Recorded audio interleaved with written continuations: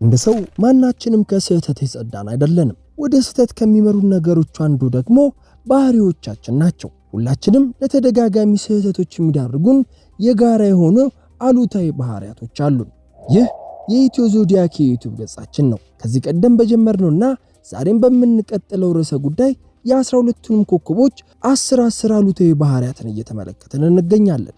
ከኤሪስ 10 አሉታዊ ባህሪያት ነው የጀመርነው። የታውሮሶችን አስከትለን በጄሚኒና ካንሰር ቀጥለን ባለፈው ቪዲዮ የሊዮችን 10 አሉታዊ ባህሪያትን ጠለቅ አድርገን ተመልክተናል። የዛሬው ቪዲዮአችን የቪርጎ ኮከብ ያላቸውን ሰዎች 10 አሉታዊ ባህሪያትን የምንመለከትበት ይሆናል።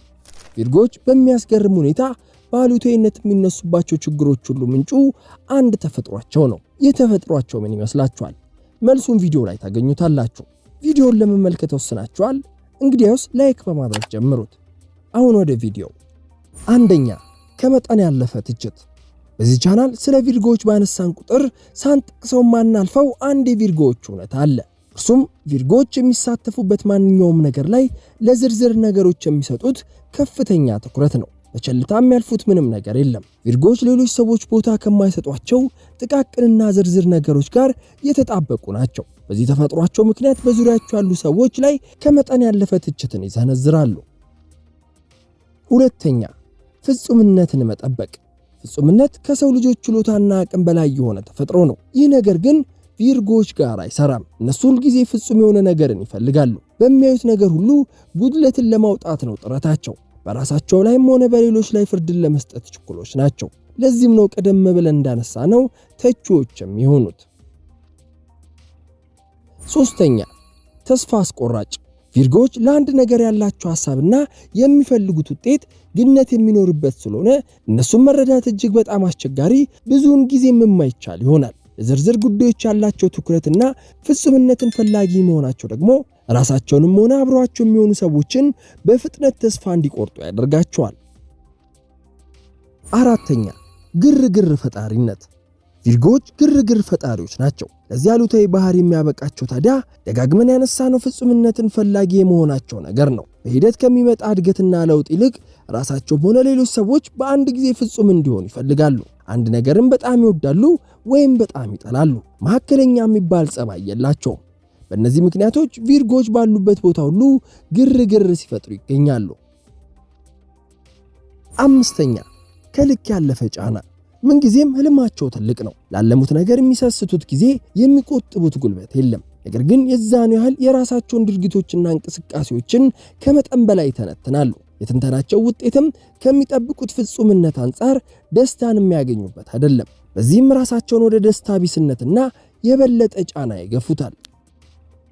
የትዳር አጋራችሁ ወይንም ፍቅረኛችሁ ኮከብ ምንድን ነው? ሰዎች በኮከባቸው መሰረት የሚፈልጉት የፍቅር አይነት እንደሚለያይ ታውቃላችሁ? በዚህ ጉዳይ ከዚህ ቀደም ይህንን ቪዲዮ አዘጋጅቼ ነበር። ይህንን ቪዲዮ ተመልክታችሁ ስትጨርሱ እንድትመለከቱ ተጋብዛችኋለሁ። ቪዲዮም በኮሜንት መስጫው የመጀመሪያው ቦታ ላይ ያገኙታል።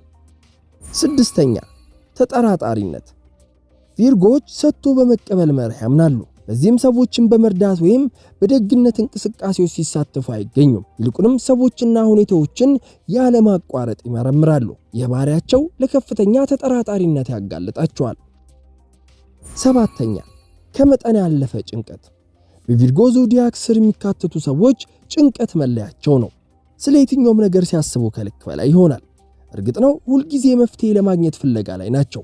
ቢሆንም ግን ስለ ስኬታቸው፣ ስለ ልጆቻቸው፣ ስለ ቤተሰብ፣ ስለ ጓደኞቻቸው፣ ስለ ግንኙነታቸው፣ ብቻ ስለ ሁሉም ነገር ይጨነቃሉ። ስምንተኛ፣ የመቆጣጠር ፍላጎት። ቪርጎዎች የሚገኙበትን እያንዳንዱን ሁኔታ በቁጥጥራቸው ስር ለማድረግ ይጥራሉ። ምክንያቱም በገቡበት ነገር ላይ ውድቀትን ስለማይፈልጉ ነው። ነገር ግን መቆጣጠር የሚያደርጉት ጥረት አይቀናቸውም። ሁሉንም ነገር ራሳቸው ለማድረግ ስለሚሞክሩና ሌሎችን ማመን ስለማያቅታቸው ይሆናል። ዘጠነኛ፣ ግትርነት። ያሰቡትን ነገር ለማሳካት የሚያደርጉትን እንቅስቃሴ ምንም ነገር የማያስቆማቸው እጅግ በጣም የተግባር ሰዎች ናቸው። ይህ ነገር ጥሩ ሆኖ ሳለ ነገር ግን ለግትርነት ያጋልጣቸዋል። በዚህም ምክንያት ሁልጊዜ በዙሪያቸው ካሉ ሰዎች ጋር ጥሩ ግንኙነት እንዳይኖራቸው ያደርጋል። አስረኛ፣ ወግ አጥባቂነት። ቪርጎዎች በባህል በእሴትና በመርሆች በጥብቅ ያምናሉ።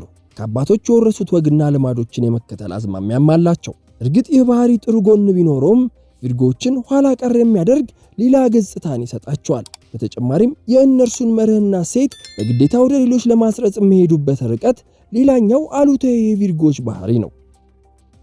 የዛሬው ቪዲዮአችን ይህንን ይመስል ነበር። ከወደዳችሁት ላይክ በማድረግ አሳዩ።